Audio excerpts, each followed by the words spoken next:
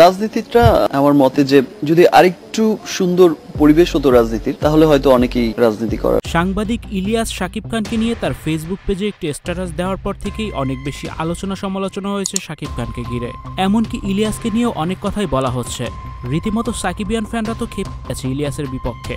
সেই পরিপ্রেক্ষিতে এবার বার্তা 24-এ শাকিব খানের পক্ষ নিয়ে ইলিয়াসকে ধুয়ে দিয়ে যেন রীতিমতো অসাধারণ কিছু কথা তুলে ধরেছে, যে কথাগুলো এখন সোশ্যাল মিডিয়ায় ভাইরাল। জানতাম না তাই, আরে শালা তো একটা বদমাশ, এমন কোনো চাউরামি নাই যে এই শালা করে নাই। ওই নিউজে শাকিব খানের রাজনীতি করা নিয়ে স্পষ্ট কিছু কথা তুলে ধরেছে তারা।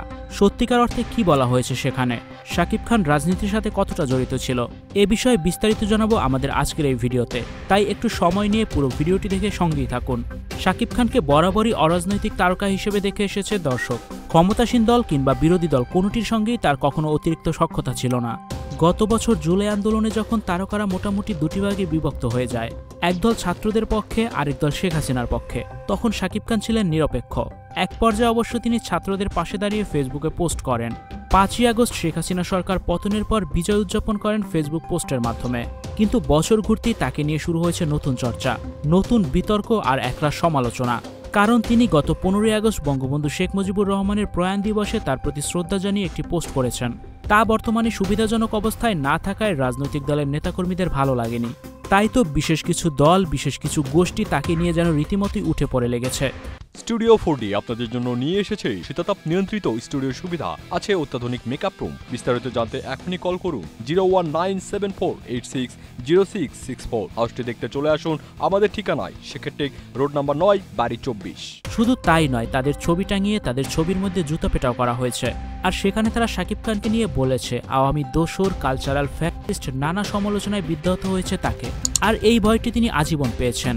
সম্প্রতি বেশ কিছু বছর আগে একটি সাক্ষাৎকার ভাইরাল হয়েছে রীতিমতোই, যেখানে তিনি রাজনীতি নিয়ে নিজের চিন্তাভাবনার কথা তুলে ধরেছিলেন।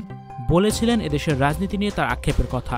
ইন্ডিপেন্ডেন্ট টিভির সেই সাক্ষাৎকারে উপস্থাপক খালেদ মহিউদ্দিন চিত্রনায়ক শাকিব খানকে প্রশ্ন করেন রাজনীতিতে আসার কোনো পরিকল্পনা আছে কিনা। জবাবে অপু বিশ্বাসকে পাশে রেখেই শাকিব খান তখন বলেছিলেন, আসলে রাজনীতির পরিবেশটা আর একটু সুন্দর হলে অনেকেই হয়তো আগ্রহী হতো। একটা ভীতিকর সময় পার করতে হয় আমাদের।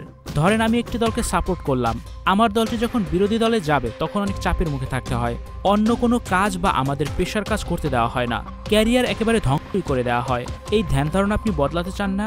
এমন প্রশ্নের উত্তরে শাকিব খান সেই মুহূর্তে বলেছিলেন, এই প্রসঙ্গে একটা কথাই বলতে চাই আমি, শিল্পীরা যখন রাজনীতি করে তাদের দল ক্ষমতায় না থাকলেও তাদের একঘরে করে দেওয়া উচিত না।